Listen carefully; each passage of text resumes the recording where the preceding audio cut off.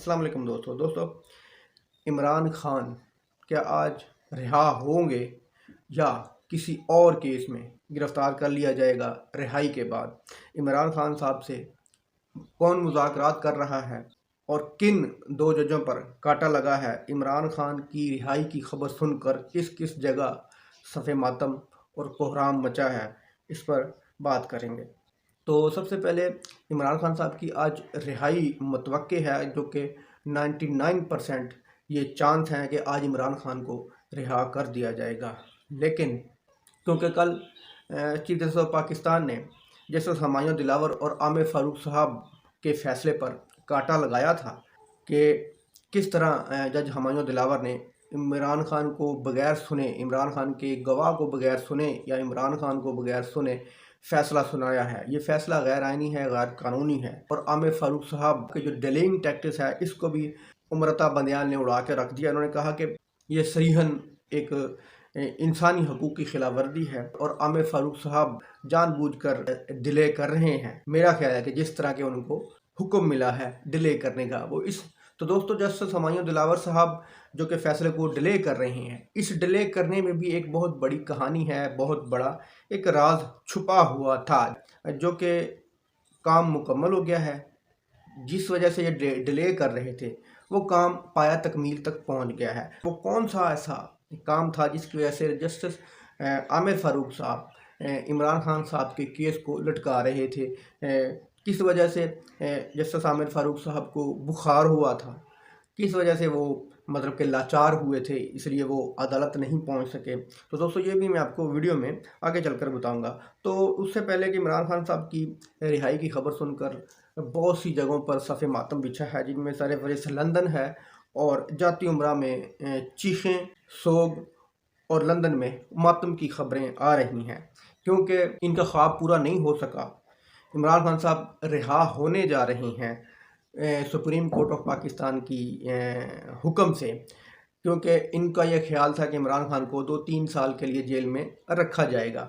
लेकिन इनका ये ख्याल, इनकी ये सोच इनको तबाह होती हुई, इनकी ये सोच पूरी होती हुई नज़र नहीं आ रही। इसलिए जाती उम्रा में और लंदन में बैक वक्त सोग मनाया जा रहा है। चीखें सातवें आसमान पर हैं।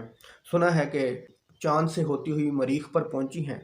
पूरी रात इम्पोर्टेड हुकूमत, जो साबिका इम्पोर्टेड हुकूमत है, उसकी दौड़ें लगी रही हैं। इम्पोर्टेड हुकूमत के हैंडलरों की दौड़ें लगी रही हैं कि जनाब अब क्या किया जाए। तो उन्होंने अगला हल निकाल लिया है कि सुप्रीम कोर्ट ऑफ पाकिस्तान अगर इमरान खान को रिहा करती है, इससे आगे हमें कौन सा अल्लाह अमल इख्तियार करना चाहिए। तो उनको वो रास्ता मिल चुका है। तो दोस्तों वो रास्ता है कोर कमांडर हाउस पर हमले का जो केस है, इसमें इमरान खान को दोबारा गिरफ्तार करने का एटीसी से इजाज़त मिल गई है, इमरान खान को दोबारा गिरफ्तार करने की। दोस्तों यही वजह थी जिस वजह से जस्टिस आमिर फ़ारूक साहब इमरान खान के केस को लटका रहे थे। यही वजह थी जस्टिस आमिर फ़ारूक साहब को बुखार हो गया था, क्योंकि तोशाखाना केस में कुछ बचा नहीं था। तोशाखाना केस में इमरान खान को जेल के अंदर रख नहीं सकते थे, जो कि पहले ही गैर कानूनी रखा गया था। दौड़ें अब इस चीज़ के लिए लगी हुई थी कि इमरान खान को किस तरह जेल के अंदर रखा जाए। तो अब इन्होंने रास्ता निकाल लिया है, झूठा एक और केस निकाल के ले आए हैं। और जैसे आपको पता है कि आजकल जो जज हैं वो थोड़े से प्रेशर के बाद वो फ़ैसला आइनी हो, कानूनी हो, गैर कानूनी हो, वो फ़ैसला दे देते हैं। और क्योंकि उनको सेफ रास्ता देने की उनसे बात हुई होती है, उनको कोई डॉलर शॉलर देने की बात हुई होती है, तो यही वजह है कि कोर कमांडर हमला केस में इमरान खान को दोबारा गिरफ्तार करने का हुक्म एटीसी ने दे दिया है, इजाज़त मिल गई है। तो दोस्तों इस चीज़ की भी कंफर्मेशन नहीं है, ये कोर कमांडर हमला केस में इमरान खान को दोबारा गिरफ्तार कर सकेंगे, भले ही इनके पास अदालती हुक्म हो, लेकिन इस चीज़ की कंफर्मेशन नहीं है कि ये दोबारा गिरफ्तार कर सकेंगे।